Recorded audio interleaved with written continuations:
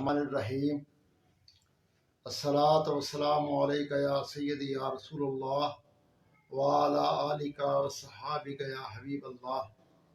واجب الاحترام دوستو، عزیزو، بزرگو، سامعین مکرم، السلام علیکم ورحمۃ اللہ وبرکاتہ۔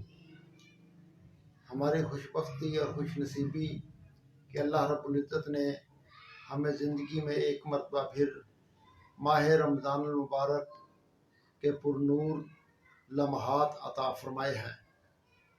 ماہ رمضان المبارک وہ مبارک مہینہ ہے جس کے بارے میں آقا دو جہاں صلی اللہ علیہ وسلم نے فرمایا کہ رمضان شہر اللہ، کہ رمضان اللہ کا مہینہ ہے۔ اس ماہ مبارک میں رسول کریم صلی اللہ علیہ وسلم کی امت کو روزہ رکھنے کا حکم دیا گیا۔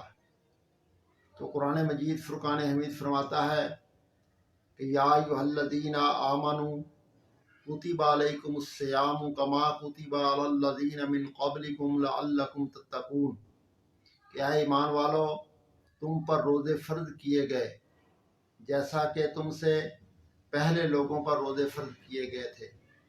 اور اس کا مقصد اللہ نے بیان فرمایا کہ لعلکم تتقون، تاکہ تم متقی بن جاؤ، پرہیزگار بن جاؤ، تقوی والے بن جاؤ۔ حضرات گرامی قدر، سب سے پہلی بات تو یہ ہے کہ اللہ رب العزت کا فضل اور احسان ہے۔ اس نے جب حضور کی امت کو یاد فرمایا تو ایمان والے کہہ کر پکارا کہ اے ایمان والو، اور اس کے آگے فرمایا ایمان والو تم پر روزے فرض کیے گئے ہیں۔ حضرات گرامی، روزہ جو ہے اس کو عربی میں صوم کہتے ہیں۔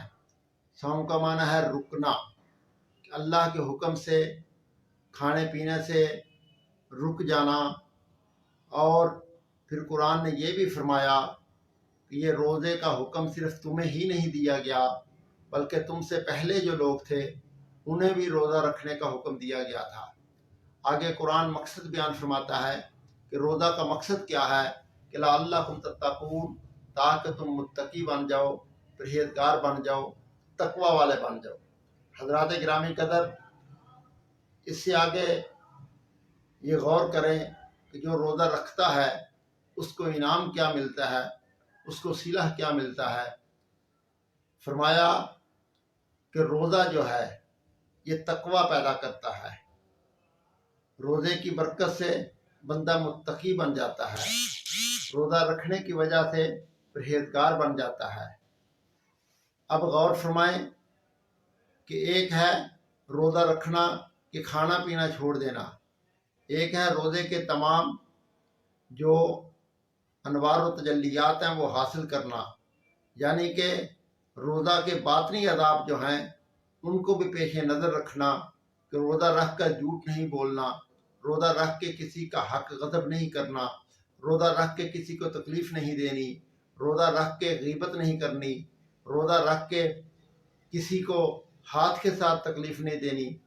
اس طرح سمجھ لیجئے کہ روزہ جو ہے صرف پیٹ کا روزہ نہیں ہوتا بلکہ یہ روزہ آنکھ کا بھی روزہ ہوتا ہے، پاؤں کا بھی روزہ ہوتا ہے، ہاتھ کا بھی روزہ ہوتا ہے، زبان کا بھی روزہ ہوتا ہے۔ یعنی ہاتھ سے کوئی ایسا کام نہیں کرنا جو خلاف شریعت ہو، زبان سے کوئی ایسا لفظ نہیں نکالنا جو خلاف شریعت ہو، آنکھ اس طرف نہیں جانی کہ جو کام شریعت کے خلاف ہو، پاؤں سے اس طرف نہیں جانا جو خلاف شریعت ہو۔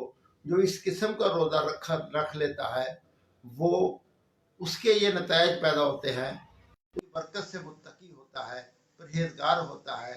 پھر جو متقی بن جاتا ہے